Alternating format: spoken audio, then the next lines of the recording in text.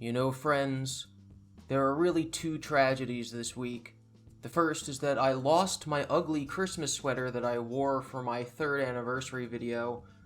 And the second is that there's a national cream cheese shortage. Welcome to Week in Weird. Kraft will literally pay you not to make cheesecake this holiday season. Panic over a cream cheese shortage started earlier this month, when the New York Times reported that delis across the city were scrambling for schmear. Kraft Heinz, which owns the Philadelphia brand, is offering to reimburse thousands of holiday shoppers $20 each for desserts they bake or buy that don't contain any cream cheese. You may not be able to find Philly to make a cheesecake, reads its website, so get any other dessert on us. So there's a legit cream cheese shortage because of COVID and supply lines and all that fun stuff. But this is really just an advertising campaign. They talk about how there's going to be 10,000 spots online on the Philly website. And starting on January 4th to the 6th, you go on the website and you wait in line. And if you're one of the 10,000 people chosen, then you get $20. And it's really just to get your eyes on their logo, while also bringing attention to the fact that there is no cheese. So I really just want to read a bunch of different headlines about this event, because obviously so many of them are full of puns, and I want to go over just the best ones I could find. Philadelphia Cream Cheese plans to pay $360,000 to customers to not buy its product. The surprising reason you can't find cream cheese anywhere. Surprisingly, the CNN business article also talks about how there was a cyber attack on one of the factories that produces cream cheese. The other articles don't really mention that, they just mention supply lines due to COVID. Does this mean that CNN has their finger on the beating pulse of this ongoing story? Or does it mean that they're scare baiting and they're talking about attacks when really it's just a supply chain thing? I don't know. Philadelphia Cream Cheese will pay you $20 to not make cheesecake for Christmas. And then here's my final one. How I Solved New York's Cream Cheese Shortage in 24 Hours by Rob Eshman. Let's see what Rob has to say. It's a glorified recipe. I'll get right to the point. The easiest and most delicious way to overcome the great cream cheese shortage of 2021 is to make it yourself. The shortage caused the production line at Junior's Cheesecake, which paddles through 40,000 pounds of Philadelphia cream cheese every 36 hours, to grind to a halt on December 3rd, the first time in 71 years. And then it just ends with a recipe for 1.5 pounds of cream cheese. I don't know about you guys, but I don't need 1.5 pounds of cream cheese.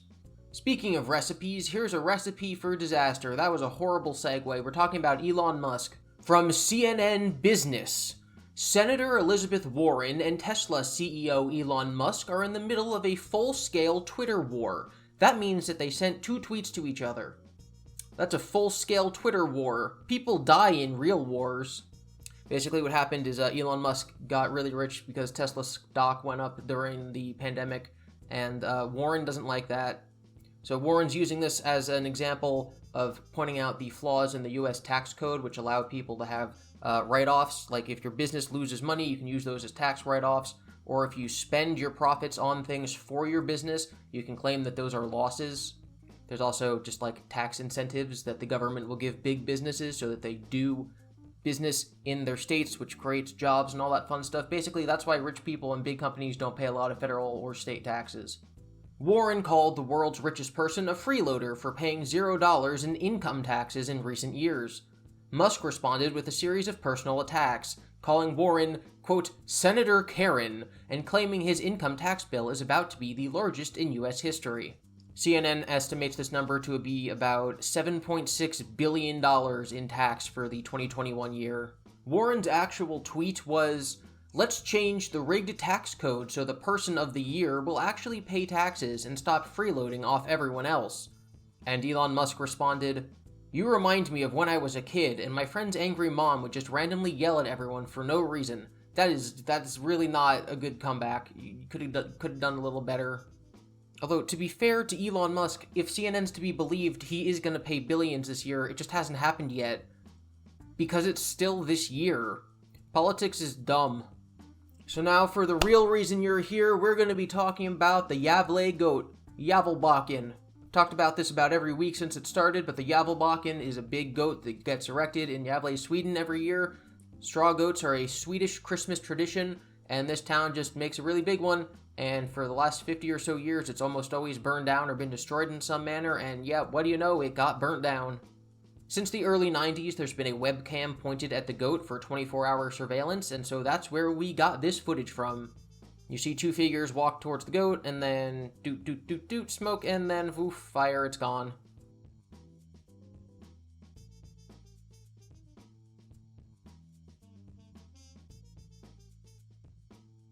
From a couple other YouTube videos, we can see the charred remains of the goat. According to the New York Post, it says, according to the reporting of the New York Post, during its 53-year-long history, the goat has survived the Yuletide season unscathed only about 15 times. And then they get a quote from someone who's legitimately upset about the goat burning, even though the majority of the people who follow this story kind of like it when the goat burns. Even the official Twitter account for the goat makes jokes about the goat burning. An unnamed man in his 40s has been arrested in connection with the blaze, according to reports. Thank you for watching. I'm just going to play the outro over the footage of the goat burning again, because it's hilarious. I mean illegal. It's illegal. Don't burn the goat, guys. They are going to rebuild it, though, so it's fine. Thanks for watching. You can follow me on Twitter at GiBi_Devin, and make sure to tune in next week for Week in Weird. I don't know if it'll be a day delayed or not, because, Christmas is next week. Maybe it will be. Don't know. And if you want to find out when it comes out, you can subscribe and ring the bell and all that fun stuff. Maybe even like the video, share it with your friends, write the URL on a piece of paper and connect it to a carrier pigeon. Anything. You really could just do anything. I don't know.